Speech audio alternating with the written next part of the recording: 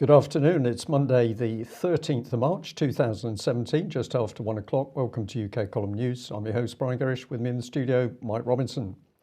Well, a word on the weather. Spring, I think, has finally sprung. So the daffodils are all out here in Devon, and it's not too bad today. Okay. Well, doesn't look like Chris Bryant's going to get his underpants, Brian. No, it was a shame because we spent £12.50 on a super bumper pack of 3 gentlemen's white Y-fronts.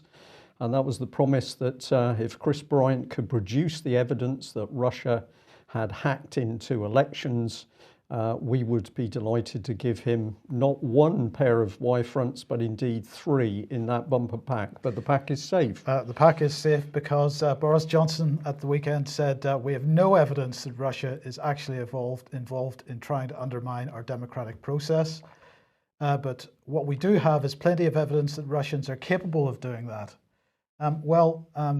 Yesterday, I believe, Alex Thompson, our own Alex Thompson, was on Russia Today discussing this very point.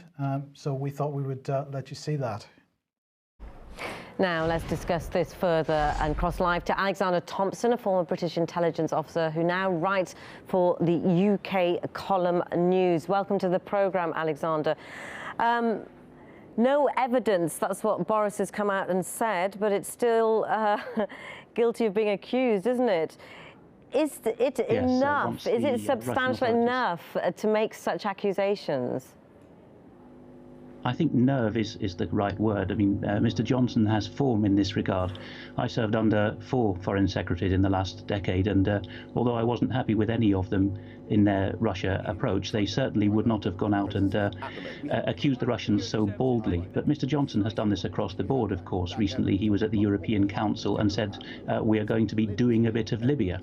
Just this past week, he has said that there will be a sort of 2-state solution for Israel-Palestine. So accuracy in his words, which is, of course, a sine qua non of a foreign secretary, is not his forte. I mean, having the potential to be able to do something, but actually doing it, they're 2 very different things, aren't they? Russia's been accused numerous times, by the UK, obviously Germany, France, and there seems to be a trend of accusing Russia, despite the fact that the evidence is lacking. Why do you think this is? I think it's because the foreign policy establishment in the UK and US is assuming that it still has the total control over the thinking of its domestic population and perhaps a large slice of the rest of the world as well, whereas it isn't. We, for example, in our small way at UK Column, cover how BBC media action and to some extent BBC monitoring do with evidence precisely the things which the Russians are accused of. I think that the British and Americans are used to making accusations stick simply by their own gravitas. But if you look at ukcolumn.org/media, for example, you will see us going into chapter on verse on how we shape hearts and minds through docudramas and something quite perilously close to election shaping in that whole belt of countries. The evidence that the Russians do it to us is not forthcoming. Yes, capabilities are there, all right, but actually to do it would be an act of aggression. I think that's the key point, and NATO is making noises about this. If it really wants election interference to be regarded as an act of aggression suitable for triggering Article 5 commitments in NATO, then they jolly well ought to come out and present the evidence to the public now, because what they're accusing the Russians of is effectively an act of war. Well, very strong words you're using there, Alexander, and some will perceive it in exactly that way. But how likely are these accusations to stop? I don't think that they're likely to stop at the moment, because the people making them you could call infiltrants within the British establishment and former and I think serving officers in our intelligence agencies and in our military are quite disgusted about what's going on. You can see the same, for example, with how General Philip Breedlove in the United States accuses Russia and some Middle Eastern countries of weaponizing the immigration crisis, whereas it's Peter Sutherland, the notorious globalist, who is doing very much that, and in his own words has said that the EU must undermine national homogeneity and nation states. The same with this accusation, or this round of accusations about electoral tampering. If you look at the individuals who are doing it, for example, Mr. Bryant, who's a Church of England reverend and in fact has been the past London director of a political charity called Common Purpose. Well, he stands to gain a lot through his organisations. Common Purpose has already received EU funding to rebuild Libya after it was destroyed, through much the same kind of accusations from the West of undermining the West and national sovereignty. So if Russia ever were, perish the thought, invaded or some kind of hot conflicts proceeded out of all this, the individuals in the institutions in the West making these accusations would stand to gain a lot through the NGOs that they also sit in. Well, very interesting to have your thoughts on this. Alexander Thompson, former British intelligence officer, now writer for UK Column News. Thanks for having us on the programme. Thank you. Well, pretty excellent clip, Mike. And of course, Alex has hit the key spots there, because who is actually driving this onslaught against Russia? Well, we know it's politicians with axes to grind. They're pro-EU. The EU says that if there can be conflict, at least between Putin and Trump, that this is good for building the European empire. So we know that there's a military reason for the attack on Russia, the hacking attack at the moment. But of course, there's all sorts of other trade deals in the background. People can make money out of war. So I think it was really good to see that Alex was being very forthright in his comments about what's driving this. So let's remind viewers and listeners that this was our challenge to Rhondda MP Chris Bryant. What did he have to say? Well, he'd come out and said this: there is clear evidence of Russian direct corrupt involvement in elections in France, in Germany and in the USA. So we challenged him 21 days ago, is that right? I think 22nd of February. And we said, I bet you a new pair of Y fronts you can't produce any evidence. And what's happened? No evidence at all. So we can now say that we've got British MPs spreading fake news. Do you think this is ignorance, or is this a willful lie, Mike, in order to cause trouble with the Russians? Well, my personal opinion is it's a willful lie. Yeah. But it's up to people to challenge these politicians. If anybody's listening from Wales and wants to get on the telephone to Chris Bryant's constituency office, perhaps they would like to do that, to ask for his comments in light of the fact that Boris Johnson has now been finally cornered and had to admit there is no evidence to support what Chris Bryant and other MPs, and of course the BBC, have been promulgating. So essentially we're watching British propaganda coming out from a number of sources to attack the Russians. So bring in the BBC, and what better person than Andrew Neil? And I'm going to say this is credit to Guido Fawkes, who had this little video interview up on his website. He was mocking Andrew Neil for being very aggressive, and he was also mocking Louise Mensch. But we're going to focus on Andrew Neil here. He was very aggressive. He was over-talking Louise Mensch, and his main point was that if you want to be a journalist, beliefs have to be backed up by some evidence. So that was what a very aggressive Andrew Neil, BBC presenter, was saying. If you want to be a journalist, beliefs have to be backed up by some evidence. So if we just bring this in here, we've got the BBC News article, Can US Elections Hack Be Tracked to Russia? They quote Cozy Bear and Fancy Bear. These are obviously important sources of information. But down at the bottom, let's bring in the main man. They quote Sean Henry. Now, this is a man who's considered an expert in cyber security from CrowdStrike. And this was his quote: "We did attribution back to the Russian government. We believed with a high level of confidence that it was tied to Russia." So the BBC uses a quote from a man who says, well, he's worked for the FBI for 24 years in cyber security. But what does Sean Henry say? We believe. Does he provide any evidence? no. None at all. So I'm just going to say, Andrew Neil, we tweeted out before the programme that we were going to be speaking about him. I hope he's watching, because he's working for an organisation that simply doesn't believe in evidence. It simply pumps out beliefs as if this was the truth. Hypocrisy. beyond belief. So let's remind viewers and listeners of another example here. We mentioned this a few days ago.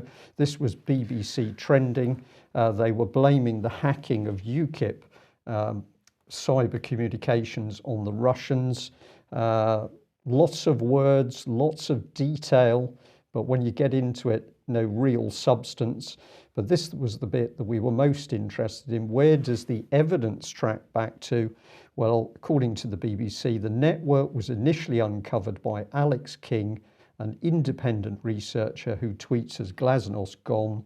King tracks Russian propaganda on social media and was an organisation of the campaign to free a Ukrainian pilot who was captured by pro-Russian forces battling in Ukraine in 2014.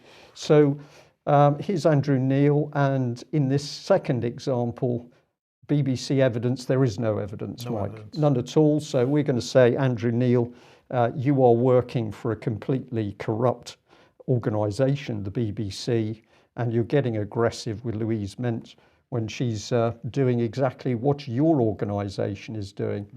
Now, interestingly enough, as we'll see in a minute, he was picked up on this, but this is Glasnost Gone. And what can we say on this article? Hypocrisy in action. And if you want to have a look at his website, we were interested with this when somebody said that they watched the interview with Louise Mensch, and the way that he treated her was an attempt to belittle her and elevate himself, which I think is a reasonable criticism. Look at the reply: bollocks and blocked and bye. This is unbelievable arrogance by this man. And if you feel upset about it, don't sit there and think about it. Take some reasonable action, tweet back, email him, phone the BBC, but make sure that people, know that something's been happening here. Yeah. So should we introduce one more? Probably. Let's go back to the subject of chemical weapons in Syria. And of course, Assad was being blamed for the use of chemical weapons. We had local MPs here, Gary Streeter, Oliver Colville, all saying that given the intelligence, military action was justified. But in fact, there was no evidence. This was another Tory MP, Brooks Newmark. He boasted a meeting with General Idris and President Saba, and he said that basically there was evidence that Assad had used chemical weapons. We challenged him personally. We researched all of the documentation available from the UN, from Portland down, from the British government. There was no direct evidence that Assad had used chemical weapons.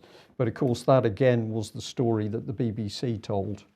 And of course, the other story that the BBC has been telling is how Assad has been killing civilians in Syria.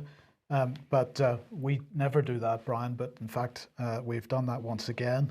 This is 22 civilians killed in Syria yesterday. Number of children, 6 children under the age of 6, 4 women included in this latest number of people. 17 people killed and 22, another tranche injured as well. So this is all about the battle for Raqqa, of course. And as we mentioned last week, there is a race on to get to Raqqa first between the US-backed, so-called backed coalition and the Syrian troops themselves, because as we mentioned last week, the United States wants to get control of that area. They want to build an airbase there. There's a very good video clip of an interview with President Assad, which I watched over the weekend, where he's asked about American troops coming into Syria, and he simply says, we haven't asked for them, they don't have permission, so this is an American invasion, which of course it is. But we need to remember, of course, that the UK government, without any debate whatsoever in Parliament, inserted British special forces into Syria, which was also a British invasion. So this is the state we're in, that the UK and US government simply decide which overseas governments they like or don't like. And if you fall into the don't like camp, then we are going to invade you in order to introduce democracy. Yes. It's a great system, Mike. Great system, absolutely. Well, happy Commonwealth Day today is Commonwealth Day, so this is great. Now, the Commonwealth, as we've mentioned recently, is made up of 52 member states, 6 continents, 2.4 billion people, well, this is Commonwealth Day, and to support that, there are 1,000 individual flag flying ceremonies. So here is the fly a flag for the Commonwealth on the Guildhall in London for the City of London, because they want to promote the Commonwealth. Well, what has Theresa May been doing? Well, she is launching, or today has announced, the Commonwealth Summit 2018. That is going to take place in April next year, while Britain is the chair of that. Theresa May is saying that, well, she and the Cabinet will oversee preparations to ensure that this summit is a truly cross-government effort, including through a new dedicated interministerial group, which is going to be coordinated by Boris Johnson and also by Amber Rudd. So this central team has also been established in the Cabinet Office, a central team has been established in the Cabinet Office to deliver this summit, and is going to work closely with the Commonwealth Secretariat and member states. That dedicated unit is going to report to the Prime Minister. So this is all really good stuff. During this summit, there are going to be various meetings that are going to take place, including meetings at Buckingham Palace and Windsor Castle. And the Foreign Secretary and the Home Secretary are going to lead this new group. Now, of course, leaders from 50 countries are expected to attend that summit. Well, let's not forget what goes on at Windsor Castle, because, of course, the Windsor Leadership Trust, established there by Prince Philip, and also the Commonwealth Study Conferences. Both of these organisations linked to common purpose, and this, I think, is the key point about the Commonwealth. It is a multinational organisation, globalist organisation, with the common purpose leadership training embedded within it. So this actually makes the Commonwealth much more significant than even the European Union. So what did Theresa May have to say? She said, as we look to create a truly global Britain, the deep partnerships that we share through a 21st century Commonwealth can help us strengthen the prosperity and security of our own citizens. So that sounds very nice. Well, the Queen is giving a talk today on this, because, of course, it's Commonwealth Day. She's the head of the Commonwealth. She has to make a speech. And she's saying, by upholding justice and the rule of law, and by striving for societies that are fair and offer opportunities for all, we can overcome division and find reconciliation. It's all words, Mike. It's all words. But these are important words, because, of course, the Queen has done nothing to uphold the rule of law in this country. She's done nothing to make sure that legislation through Parliament, which breaches the rule of law, doesn't get royal assent. She's done nothing to do that. She's broken her coronation oath on many occasions. She's taken mediatisation, so she's accepted the glory but given away the power. Absolutely. So she's broken her oath of office, but that's okay, because she's going to strive for the rule of law. I'm not quite sure how that works. Well, Patricia Scotland, of course, Secretary General of the Commonwealth, she had something to say about this as well. By linking governments and institutions, both public and private, Commonwealth gatherings and networks lay foundations of respect and understanding that enable lasting peace to be built. So this all sounds good, but the key points here are, we're going to link governments and institutions, both private and public, and we're going to have many, many networks which are going to lay certain foundations. And we're going to look at part of this linking of governments and institutions, particularly private companies, a little bit later in the news with respect to children. Right, okay. So this is what the Commonwealth is about. It's not about a peace-building Commonwealth, which is what they're talking about. Well, Priti Patel was saying something as well, but of course this was last week, because we mentioned that the inaugural Commonwealth Trade Ministers meeting took place last week, and this is the other aspect of this, which is so insidious.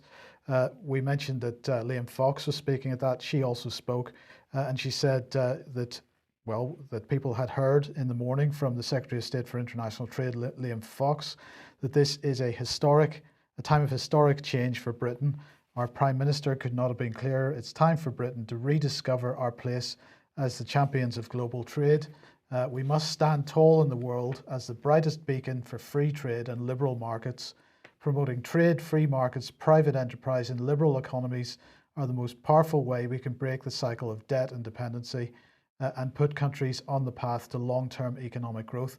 Well, correct me if I'm wrong, but it was British-style free markets and British-style liberal economics which caused debt and dependency, particularly in third world countries, many of whom are members of the Commonwealth in the first place. So the hypocrisy here is unbelievable.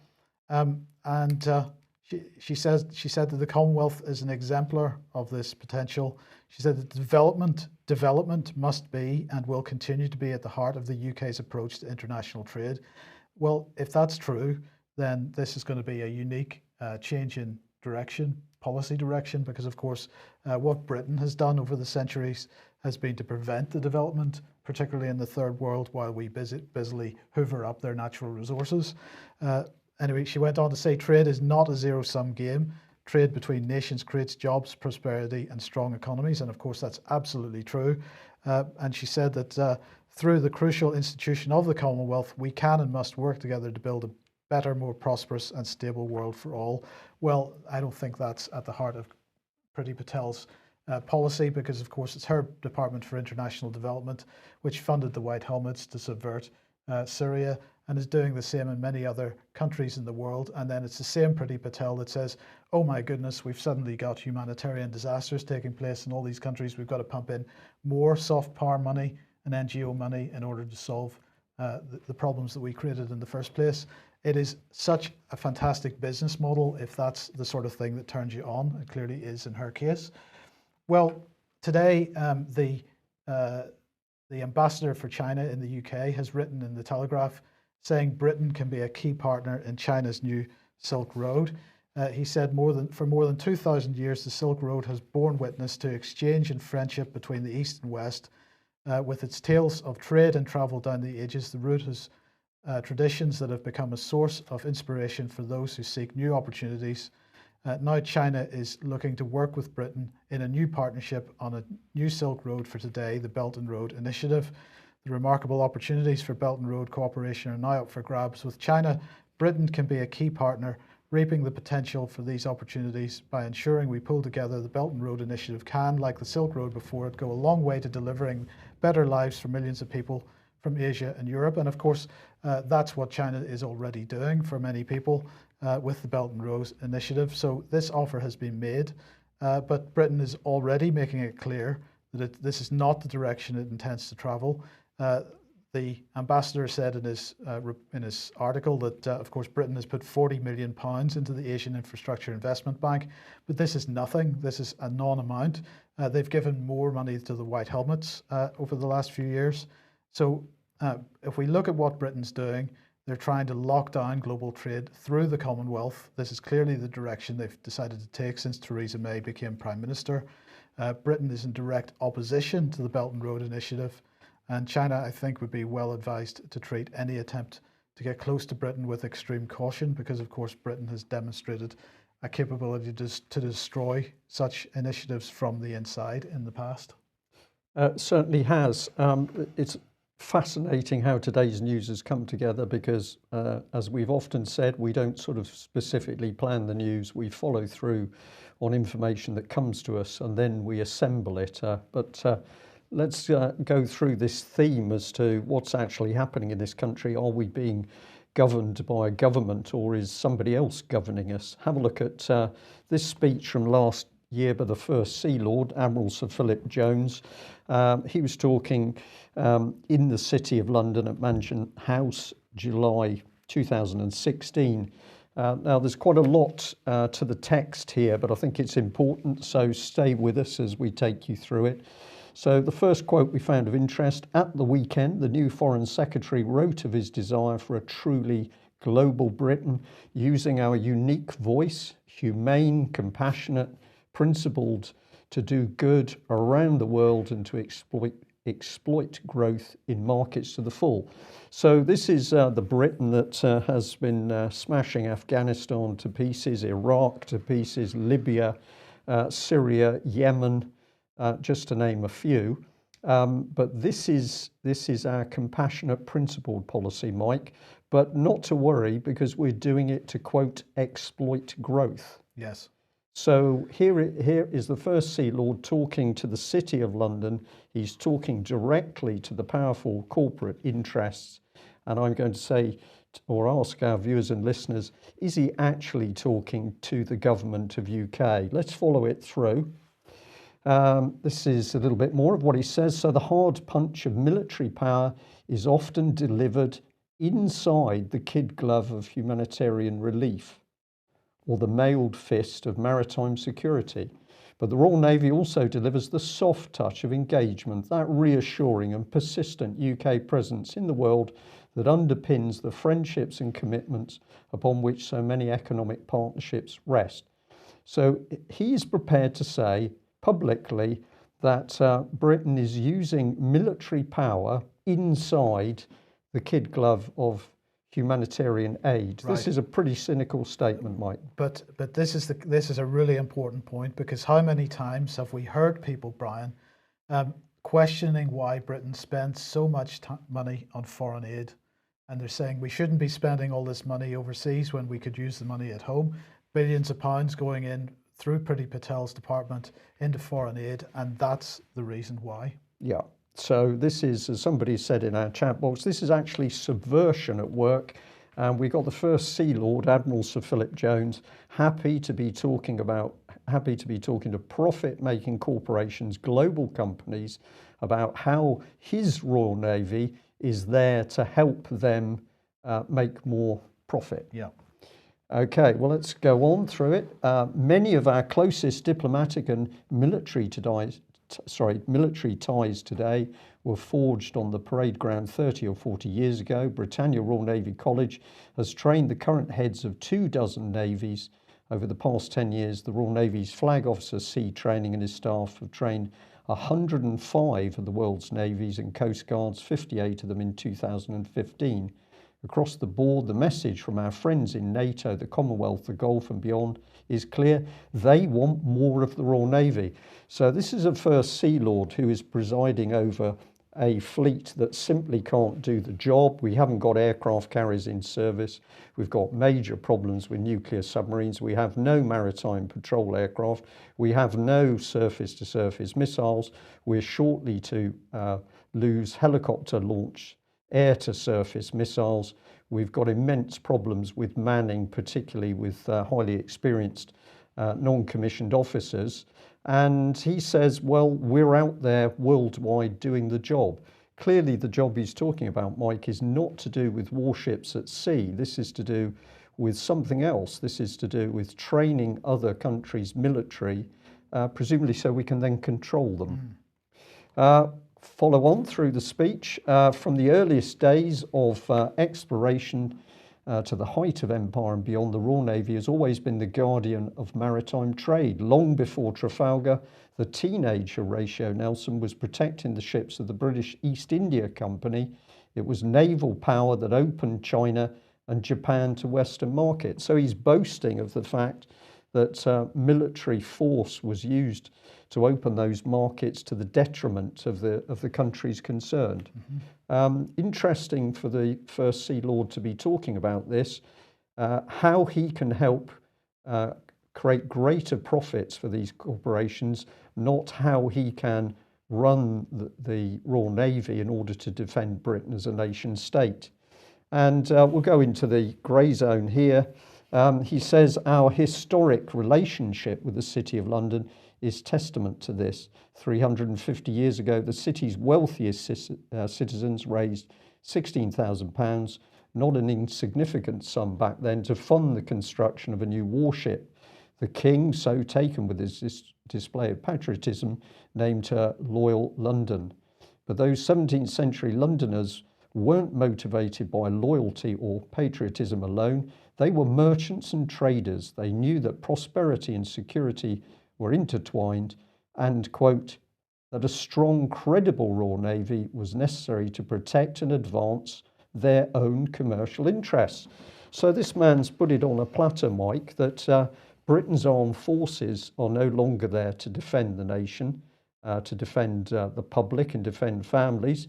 According to the First Sea Lord, they're there to help City of London merchants make greater profit. And this has been the British Empire historically and continues to be. Continues to be. So I think we're becoming pretty clear what's going on. When we have said that child abuse is the engine of British politics, of course that is the case because that is the means by which very powerful global corporate interests can blackmail British politicians to get them to push this agenda for, what is it, the rules-based international order. Thank you, the rules-based international order. UK column is providing evidence. We're quoting from the actual documents. So unlike the BBC that likes to rely on beliefs, we prefer to rely on the actual evidence of what this gentleman had to say. Well, as you mentioned, we have no more missiles launched from helicopters by the end of this month. So last week, Brian, the Lynx carried out its final firing of the Sea Skua short-range air-to-surface missile anti-ship weapon. That was in the middle of the Atlantic. So they were running the last tests of that weapon because it's going to retire at the end of this month with the Lynx because that weapon doesn't fit the Lynx's successor. So the Lynx, as I say, retiring from service at the end of March and the Sea Skua as well. And the replacement is going to be the Sea Venom, but of course made by a French company. But unfortunately, they're not going to be ready until 2020 at the earliest to be put on the successor to the Lynx, Right, which is called the Wildcat. So you know, what can we say? Treason is the word because this, of course, is planned. This is not incompetence in defence procurement. This is absolutely planned. This is David Cameron's 50-year pact with the French, which was to basically emasculate Britain's armed forces so that the remains could be subsumed into the French and the EU unified military. So we have warships with no surface missiles because Harpoon's going to be withdrawn.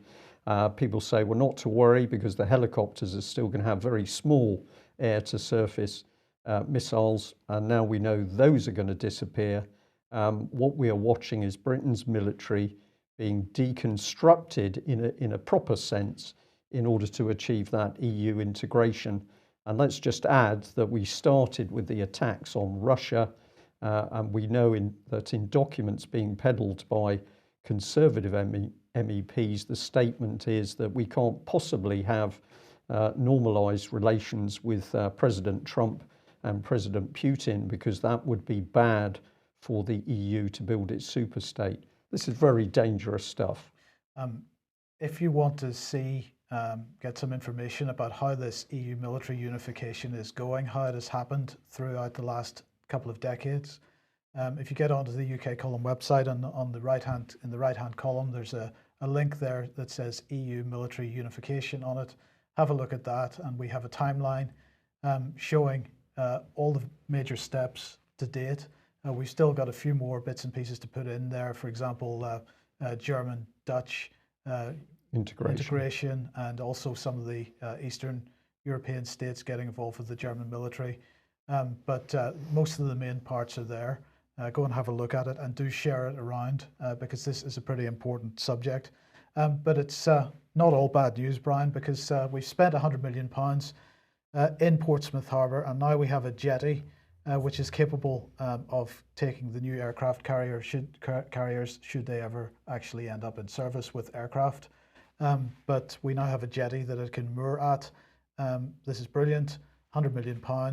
But as you asked earlier, the question is, have they actually succeeded in dredging the channel yet to allow it to get access to the jetty? Dredging the harbour in order to get these aircraft carriers with no aircraft in alongside. But I think that really Theresa May should be boasting about this on a world stage, that Britain has been able to build a jetty. Yes. No more to be said on that one. Okay, well, we have 2 new permanent representatives to the EU. You'll be pleased to know. They're very pleased to be announced. One is Katrina Williams. She has been appointed to the post of UK Deputy Permanent Representative, and the Deputy Permanent Representative represents the UK on the Committee of Deputy Representatives and in the Council of the European Union. And she will be covering social, environmental, and economic issues. Now, her background is that she's been a Director General for International Growth in the Department for Business, Energy, and Industrial Strategy. She's also been involved at the Department for Energy and Climate Change. And before she was there, she was Director General for Strategy, Evidence and Customers in the Department for the Environment, Food and Rural Affairs. That's good.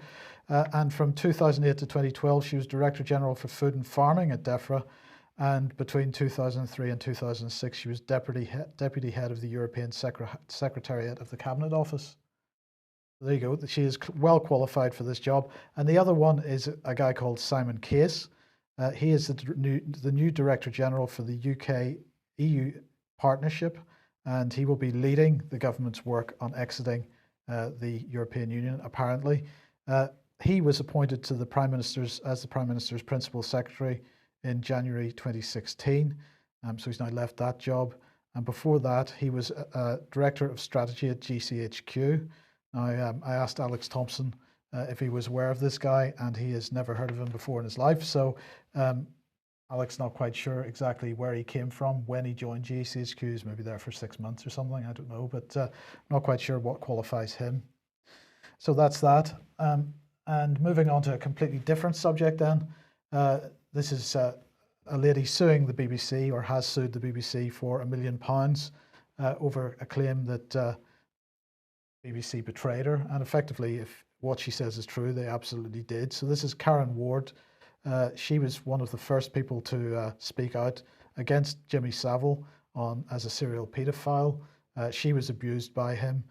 She saw other stars of radio and television abusing children while she was with him. And Panorama had been involved with her, and they had been encouraging her to speak out. They recorded some interviews with her where she also named, aside from Jimmy Savile, she also named Freddie Starr. She had said to the BBC, "I do not want you to make that allegation public." The BBC went ahead and made the allegation against Freddie Starr public anyway.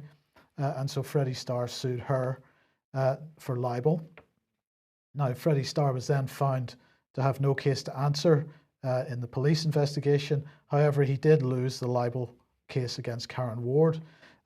But he then refused to pay the £952,400 legal costs, and despite the fact he had lost. And so she was basically left with her part of the bill. The BBC says they've now settled this out of court for an undisclosed amount.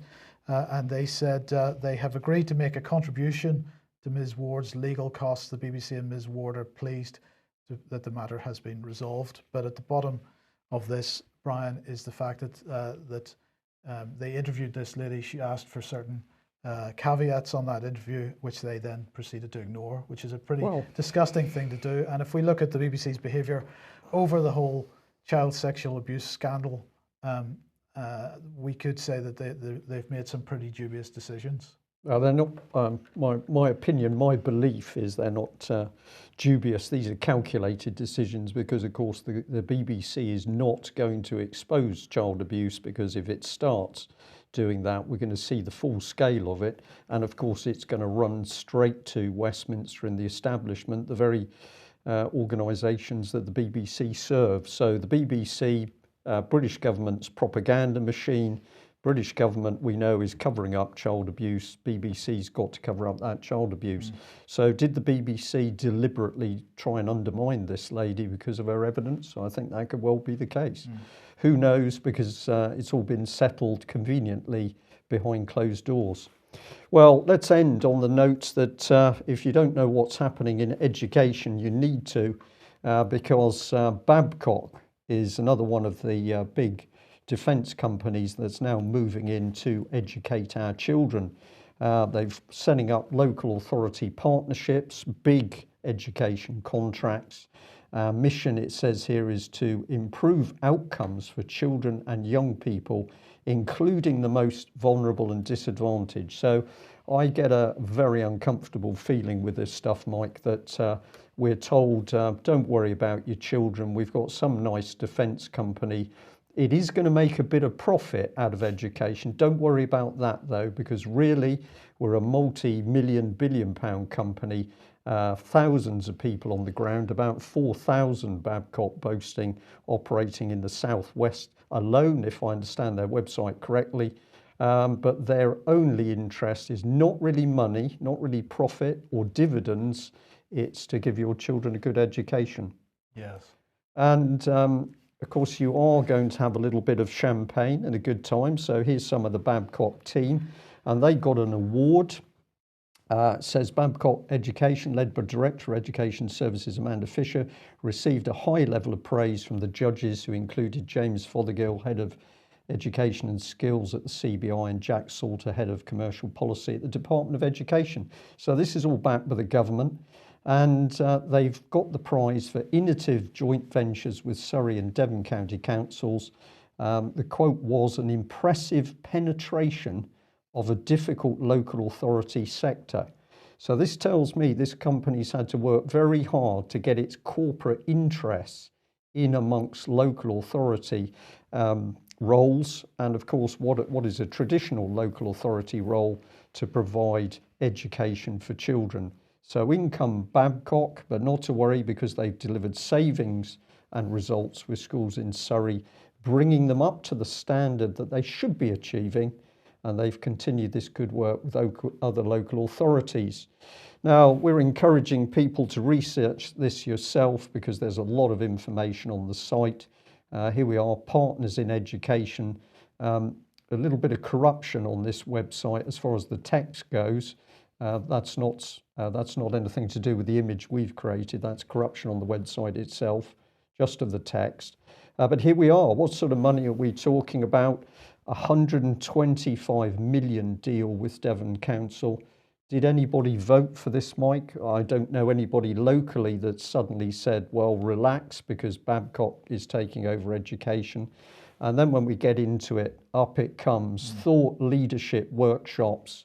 And who's running this? Well, we've got a gentleman called Andy, former Director of Children's Services. Sorry, there should be a bit more to it here. So he's worked in London in children's services, and he's also working with Children's Improvement Board. Now, I found this language rather strange, because what is it improving? Apparently, it's improving children. Good. And can we have a look at that Children's Improvement Board? Well, here it is embarking on a program to promote and support the effective use of data. Oh, I thought it would be improving children. No. No, apparently not. No, it's going to use data, working with regional networks. This will be delivered through highlighting and sharing good practice, practical ways to strengthen council and safeguarding capacity through improved access to good data. So we're not going to do anything about the child abuse, but we are going to work on the data. You can read some details about CIB. And you'll find it's linked in with this, another very interesting organisation. We can relax, because this organisation is also networking authorities and non-government organisations to protect children. There is no child abuse going on. No. These people come out of the woodwork and claim that they've been abused. There's thousands of them, but there is no abuse going on. And on it goes, because we then come into yet another charity. So we've got something very nasty going on here. We've got the head of the Royal Navy boasting that Britain is going to use humanitarian aid as a cover for pretty ruthless military conduct, but that's all to generate profit. And now we've got the Department for Education, which has opened the door for defence companies to come in and run contracts for your children. I think people in UK need to really understand what's going on. And the question is, did you ever vote for Britain's public services to be privatised in this way? I didn't. I didn't either. That's it. That's the end of today's news. We're at the point where we don't know what else to say. We will just give a reminder that the 22nd of April is the big Nottingham meet for the British Constitution Group. Remember, this is all about providing a very big space for people to come together and share the information that they want to share. This is not about set piece talks. So the Albert Hall will take nearly 950 people. If this is full, what a fantastic event it will be. and we can see that people are going to make friendships and be able to share their experience and information. We should also mention that because the first of the month was a Wednesday, and our monthly meeting is always the third Wednesday of the month, that will take place this week, therefore, in 2 days' time. Indeed. Well, that's it for today. If you want to research material from mainstream media about those nasty Russians, please do. But what we think we're looking at is a massive propaganda exercise by Theresa May's British government. Thanks for joining us. Bye-bye. Bye-bye.